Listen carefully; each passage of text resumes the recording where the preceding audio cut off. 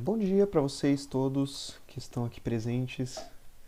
É, Hoje a gente vai cair, hoje a gente vai ver, hoje a gente vai cair, da mente direita. Hoje a gente vai ver a história do Brasil do ponto de vista mais europeu, digamos assim. De Na aula passada a gente viu um pouco dos nossos vizinhos na última aula, que são os maias, astecas e os incas. Nas aulas anteriores a gente já viu as teorias de como os primeiros povos americanos veio parar aqui. Espero que vocês lembram lá do Estreito de Bering, de que existe uma teoria científica de que existe uma grande ponte entre a Ásia e a América, de que existem sim algumas comprovações, se não me engano, posso estar cometendo algum equívoco, mas de que o povo americano ele é descendente do povo já da Ásia, do leste da Ásia, que é ali a Sibéria, se não me engano. Sibéria? Nossa, não. Enfim, o leste da Ásia.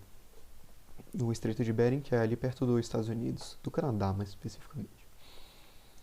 Enfim, hoje a gente vai ver um pouco mais sobre o nosso território em específico, sobre como era o índio que aqui estava antes da chegada dos portugueses, o que basicamente aconteceu com eles e etc.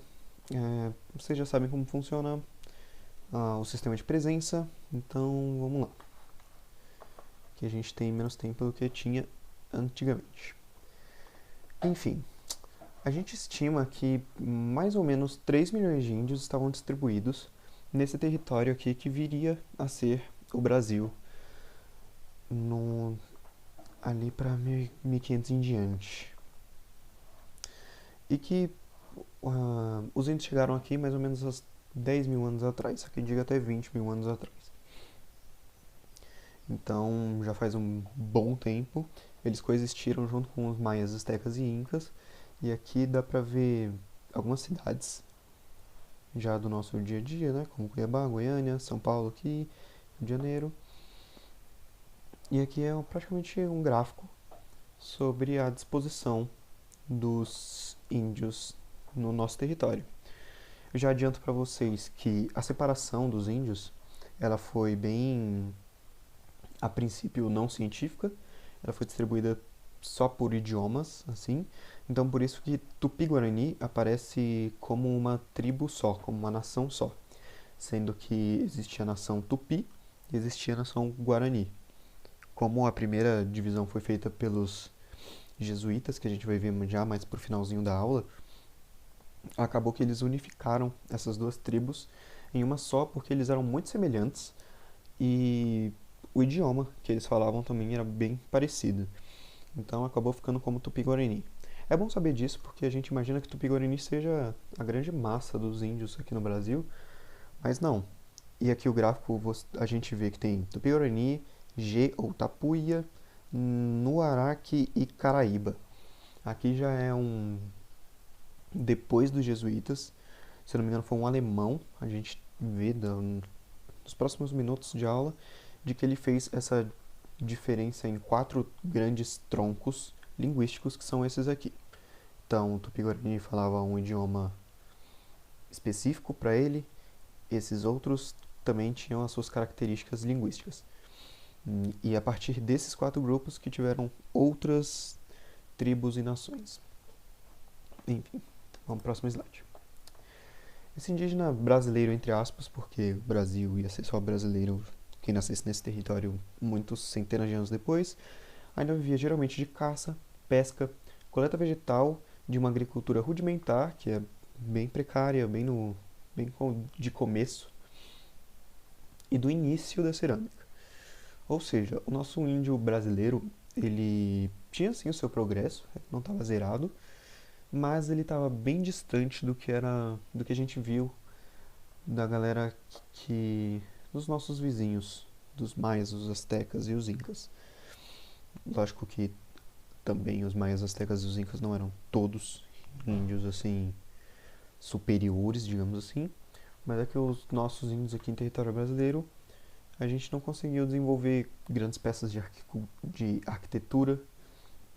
A nossa agricultura é bem simples comparada a deles, então são as características, por exemplo, do índio brasileiro em relação ao índio ah, latino-americano, não brasileiro, da América Espanhola. Os índios que aqui estavam também eram seminômades. Eu lembro de explicar na última aula para vocês, espero que vocês também se lembrem, de que nômade é aquela tribo que não tem uma casa, não tem um lugar fixo. Ela viaja e mora em diversos lugares. O trabalho era dividido de acordo com o sexo dos seus indivíduos. Então era uma sociedade, não sei se dá para usar, não é bom usar o termo machista ou sexista, porque isso já tem uma conotação moderna. Mas é bom entender que desde antigamente, nessas tribos principalmente relacionadas ao trabalho, normalmente o homem, que tem essa predisposição de músculo, de força, de resistência, fica responsável pela caça e pela, sei lá, colheita, enquanto as mulheres ficam responsáveis pela criação dos filhos e muitas tribos seguiam essa lógica, não todas. A maioria, se não todos, eram politeístas, ou seja, eles acreditavam em muitos deuses, e geralmente poligâmicos, homens se casando com mais de uma mulher, e muitos antropofágicos. Antropofágicos, eu lembro de comentar na aula anterior sobre algumas tribos da América Espanhola também, que costumavam se alimentar dos corpos dos inimigos em alguns rituais depois de conquistas. Então aqui as tribos brasileiras, aqui do território que viria a ser o Brasil, também tinham esse hábito. E isso leva o nome de antropofagia.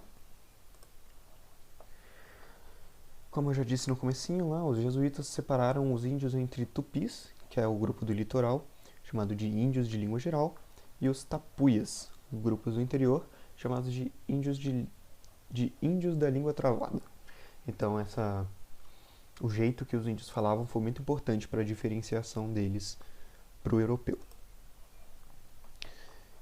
A primeira classificação científica do índio brasileiro foi feita pelo alemão Carl von den Steinen, sob a forma de nações. Então ele separou as tribos como se fossem nações mesmo entre si. Foram divididos entre vários grupos étnicos formados a partir de 4 troncos linguísticos. Foi o que adiantei para vocês naquele gráfico, que era o Tupi, o Nuaraque, G e Caraíba. Os tupis, ou tupinambás, ocupavam praticamente toda a costa brasileira, mas principalmente o litoral norte. Aqui eu repeti o mesmo mapinha da primeira parte, e dá pra ver aqui, ó, a corzinha do Tupi-Guarani. Ela é essa aqui que vai beirando o litoral, né, que é essa área aqui do encontro entre o Oceano Atlântico e o continente. Então, domina quase todo o litoral, mas tem áreas do interior também, que são consideradas de Tupi-Guarani.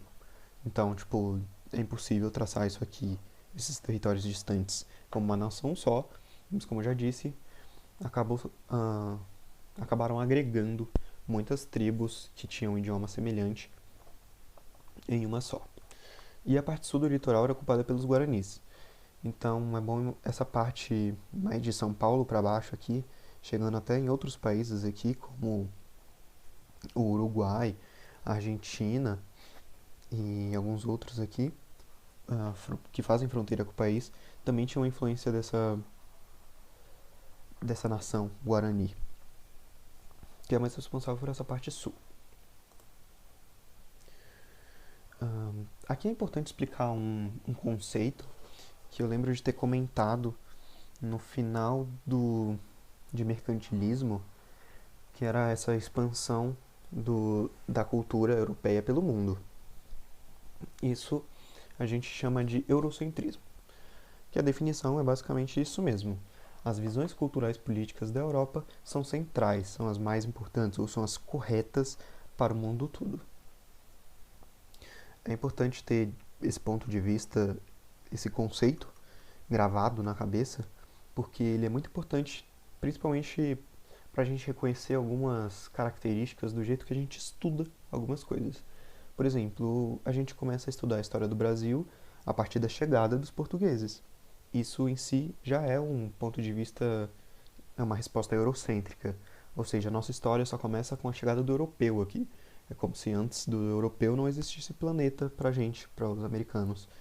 Então, eu tive de explicar para vocês então os povos ameríndios, etc, para fugir dessa lógica eurocêntrica de que a história dos lugares só começa com a chegada dos europeus.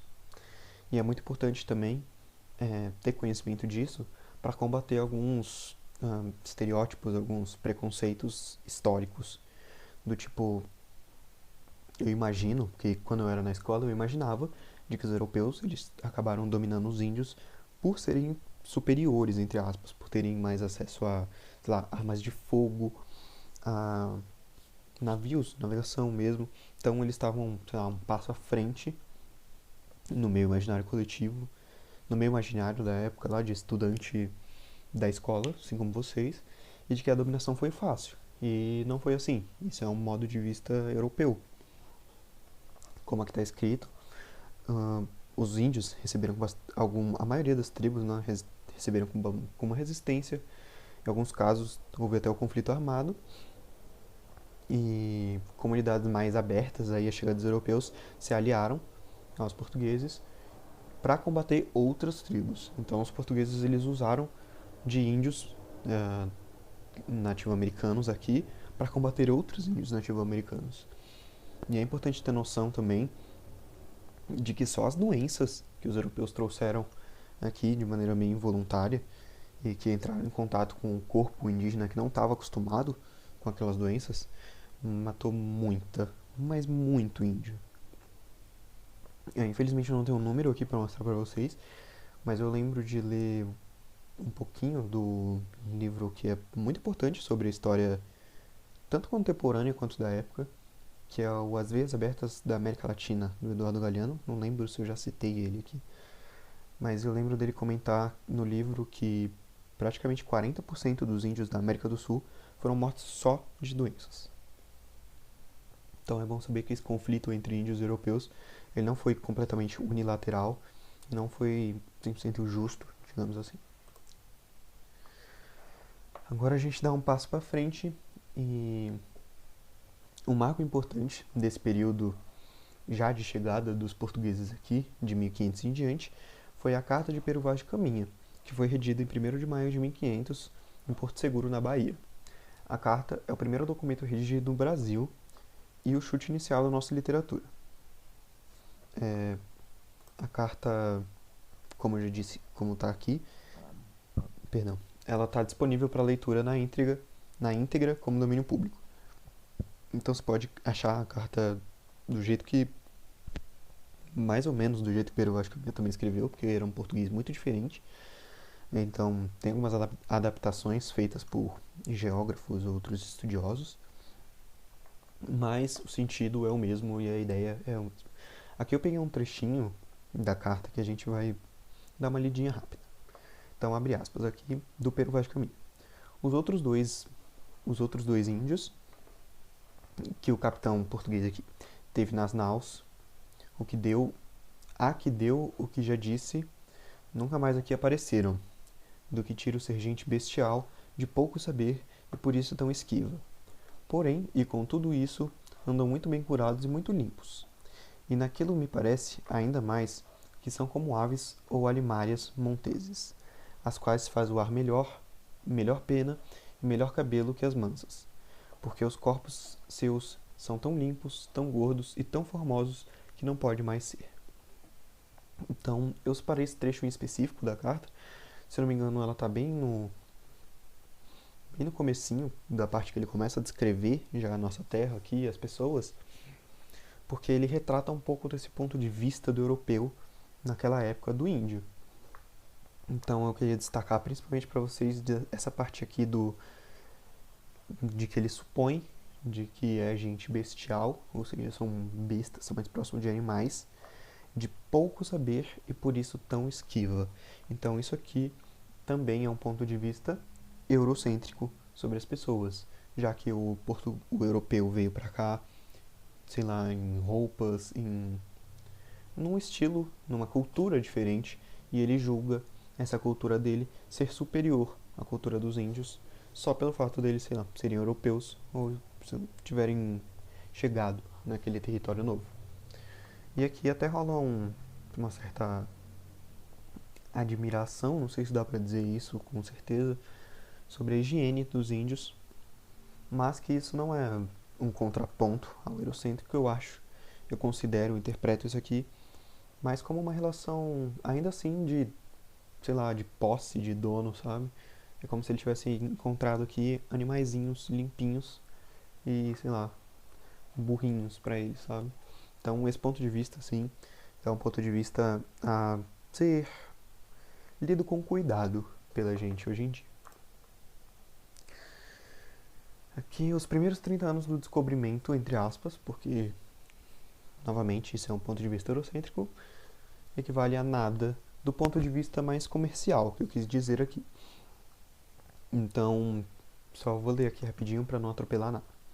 Depois da queda do Império Português do lado oriental do mapa, aqui eu não lembro se eu expliquei com foco nisso, mas vocês lembram que o interesse do português, a princípio, era chegar na Índia, o país Índia, não aqui nos índios, assim como os espanhóis. Não, os espanhóis já saíram com esse intuito, mas os portugueses em si saíram para chegar na Índia.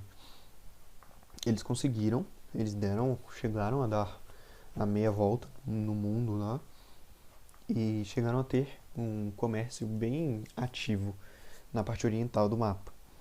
Mas esse comércio ele acabou sendo contestado por outras nações, outras brigas geopolíticas, e Portugal acabou perdendo muito da sua influência comercial no Oriente.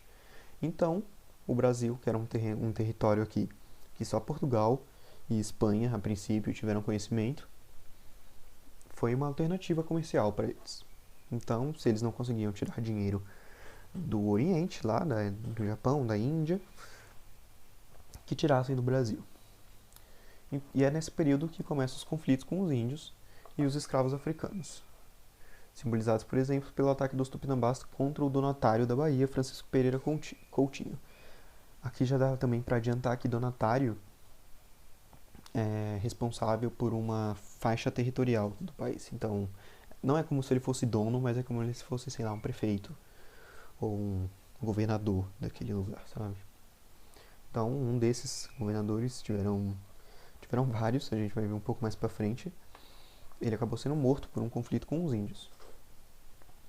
Por essa ideia de que a gente vai ver também mais pra frente que os portugueses vão tentar catequizar os índios, vão escravizar aqueles que se recusavam e os índios vão devolver do jeito que eles sabem ou tentaram.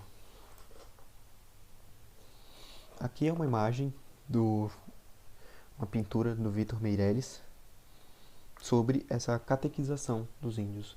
Aqui a gente vê aqui os europeus já vestidos nesse ideal mais cristão romano, a cruz, que é um símbolo também desse cristianismo, e os índios que não tem nada a ver disso, não tinham contato nem com o idioma,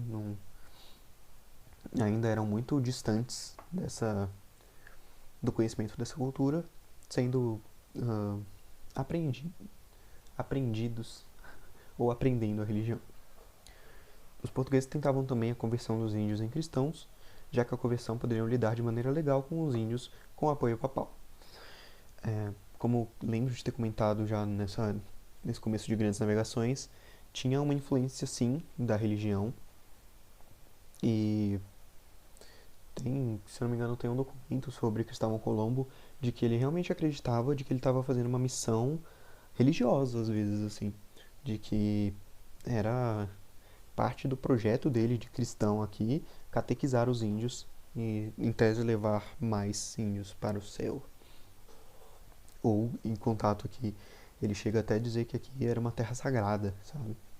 Então a influência da religião era muito importante. É importante até hoje, mas aqui segue muito forte.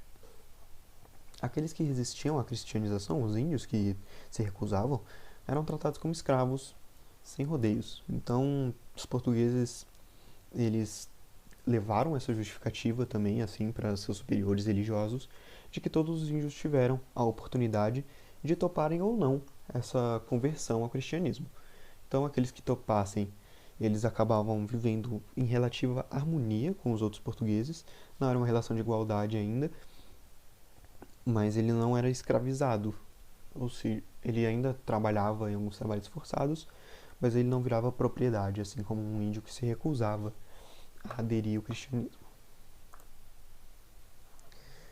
Depois de explorar em busca de recursos, nesses 30 anos que Portugal passou meio desinteressado no território brasileiro, a possibilidade de tirar o pau-brasil e levar para Portugal foi tida como lucro fácil. Então, depois esses 30 anos meio de reconhecimento, eles reconheceram que o pau-brasil era uma alternativa econômica muito boa e o interesse sobre o Brasil veio aumentando cada vez mais a partir de então. O pau-brasil já era muito utilizado na Europa desde a Idade Média como tinta de tecidos, principalmente para o tom vermelho. Aqui tem uma fotinha de um tronco de pau-brasil, dá para ver que ela tem essa tintura bem avermelhada mesmo. Para a exploração do território, Portugal terceirizava, entre aspas, a extração mediante imposto, ou seja, então vinha um aliado de Portugal aqui, um português, para extrair para si mesmo, como, sei lá, um burguês, não que ele viesse direto, mas alguém vinha por ele para extrair, então esse burguês pagava a coroa portuguesa para extrair esse pau-brasil para ele. Ou a coroa portuguesa fazia esse escambo com o índio. O que é escambo? É a troca de um material por outro. Então o índio aí dava o pau-brasil para os portugueses e ganhava o que eles julgavam que era útil para os índios, mas que eles não tinham tanto contato, tipo uma faca, tipo, sei lá, uma espada, alguma coisa que os índios até poderiam usar de um jeito ou de outro, mas que eles não tinham facilidade em fazer. Então, isso é o escambo, é a troca de um material por outro, esse comércio. Aqui a gente entra na parte de capitanias hereditárias, que foi uma ideia para facilitar o controle das terras. Então foi feito esse sistema de capitanias hereditárias, que são faixas de terra doadas para homens escolhidos pela coroa portuguesa para ocupar e explorar o território. Então aqui cada trecho, aqui cada nominho em cada cor diferente se tornou uma capitania hereditária. Aqui é um tracinho lembrando aquele Tratado de Tordesilhas entre Portugal e Espanha, daqui para cá era de Portugal e daqui para cá era da Espanha. E aqui tem as capitanias hereditárias. Tem aqui de Maranhão, Ceará, Itamaracá, tem Ilhéus, Porto Seguro, Espírito Santo, São Tomé, enfim. Então, cada território desse era dado para um aliado da coroa portuguesa para que ele pudesse gerenciar esse espaço. Então, esses gerentes do lugar eram os capitães donatários. Então, aquele donatário da Bahia, que foi morto pelos Tupinambás, era isso. Ele era responsável por esse trecho aqui, que não era só o Estado baiano, que o Estado baiano pega mais, mas era a capitania hereditária da época. Os capitães donatários ganhavam uma carta de doação, que era uma prova de posse da terra, e o foral, que era um documento instruindo sobre os direitos e deveres do capitão donatário. Entre esses direitos e deveres estavam distribuir as sesmalhas, que eram gigantescos latifúndios que foram explorados pelos primeiros lusos que chegaram ao Brasil.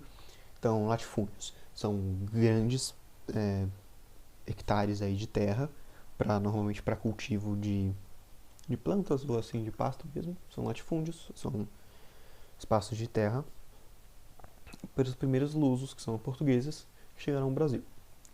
Então, escravizava os nativos ainda, fundava vilas, explorar a terra e promover a extração de metais de modo a obter lucros mediante pagamento dos impostos, e ficava excluída apenas a exploração do pau-brasil, que permaneceu como monopólio real. Então, o pau-brasil, a coroa portuguesa não deixava que os capitães donatários explorassem, então eles podiam explorar outras coisas aí, outros metais, outras coisas do território, a fim de lucrar, e pagavam impostos para a coroa portuguesa. E o capitão donatário também conduzia a administração da capitania, protegendo os colonos dos ataques estrangeiros e dos nativos. É uma relação um pouco semelhante com o que a gente viu no feudalismo de suzerano-vassalo. Aqui é como se a coroa portuguesa fosse o lado suzerano, de dono de terra, e o capitão donatário fosse o vassalo, fosse responsável por cuidar, por explorar, por escravizar e por defender militarmente de eventuais ataques. A extrema concentração de terras aqui teve início na distribuição das sesmarias. Sesmarias, eu acho. Se fosse sesmarias, teriam aceito. Sesmarias, então, eram esses latifúndios, eram esses grandes pedaços de terra desocupados. Aqui, ó, terrenos desocupados distribuídos por Portugal. Lá na Europa, isso foi feito para diminuir a concentração de terra distribuindo minifúndios, lá em Portugal. Aqui, acabou tendo o efeito inverso. Então, essa distribuição de sesmarias em Portugal foi para diminuir um pouco da influência desse poder centralizado. Então, cada um teria acesso a um minifúndio, a um pequeno pedaço de terra, mas que seria um poder mais dividido. Aqui no Brasil, foi o contrário. A distribuição de sesmarias acabou criando grande concentração de terras. Então, coisas que têm reflexo até hoje são pequenas famílias sendo donas de grandes áreas de terra. As capitanias hereditárias não eram propriedade dos capitães donatários, eram mais unidades administrativas. Foi como eu disse, ele não era um território do capitão, era um território em que o capitão trabalhava. O capitão donatário trabalhava e pagava imposto. Então, não era uma propriedade dele, não podia vender isso, ele não podia... Enfim, ele não podia tratar como propriedade. Ele tinha uma obrigação a cumprir com a coroa portuguesa. Ataques indígenas, desinteresse pelo território, distância e falta de capital foram alguns motivos que levaram o sistema de capitanias hereditárias a cair. Duas delas tiveram relativo sucesso: São Vicente, aqui na região aqui de São Paulo, e Pernambuco. Essas duas áreas elas serão ainda bem influentes na história do Brasil, a gente já vai ver na próxima aula, eu espero.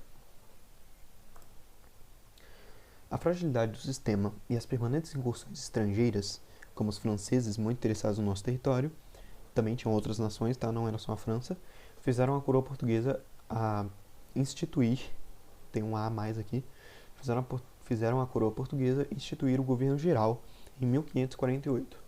Aqui é o primeiro passo desse começo da carreira política do Brasil. Por meio de um documento conhecido por Regimento, Tomé de Souza foi apresentado como primeiro governador geral.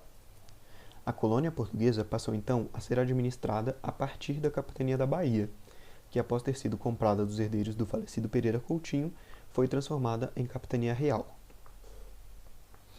Então aqui é como se a coroa portuguesa viesse para o Brasil aqui, mas ela só virá lá em 1808, mas exercesse uma influência ainda maior a partir da capitania da Bahia.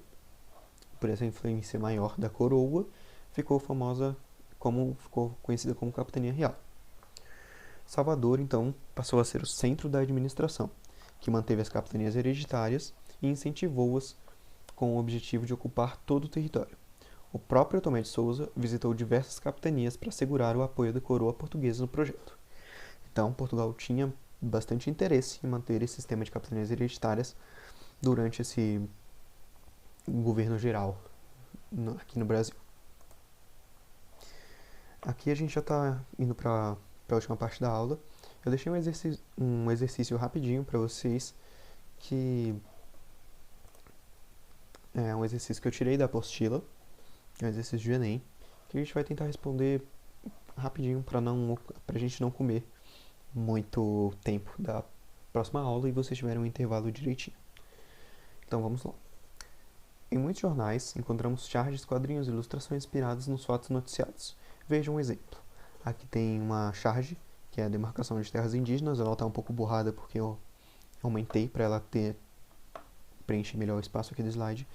Mas dá para ver que são covas aqui, tem uma pá, tem terra. Então essa é a demarcação de terras indígenas. O texto que se refere a uma situação semelhante a que inspirou a charge é... Que já para adiantar vocês,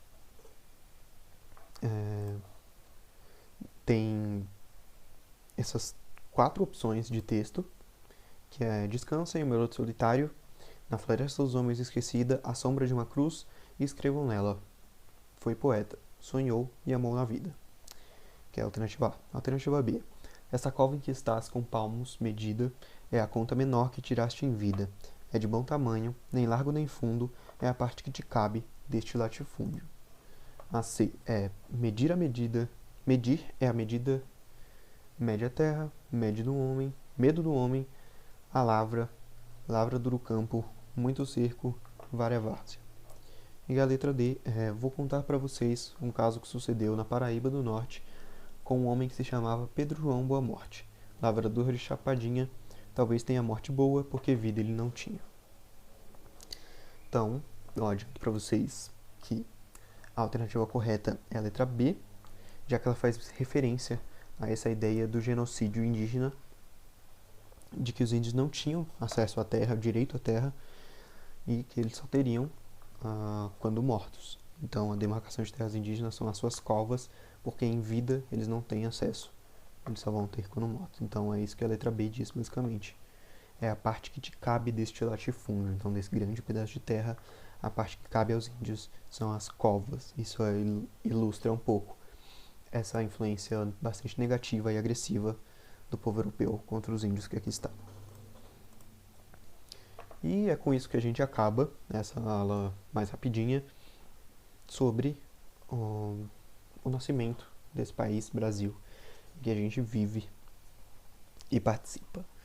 Então agradeço a vocês que assistiram até aqui, espero que vocês tenham gostado, espero que vocês tenham entendido uma boa parte dessa aula. Qualquer dúvida pode mandar pra gente, eu vou postar esse slide ainda hoje e mando lá no grupo pra vocês. E aproveitem seus 15 minutos ou 10 aí de descanso, de intervalo, para a próxima aula, que é de Química. Então, até daqui a 2 semanas, se eu não me engano.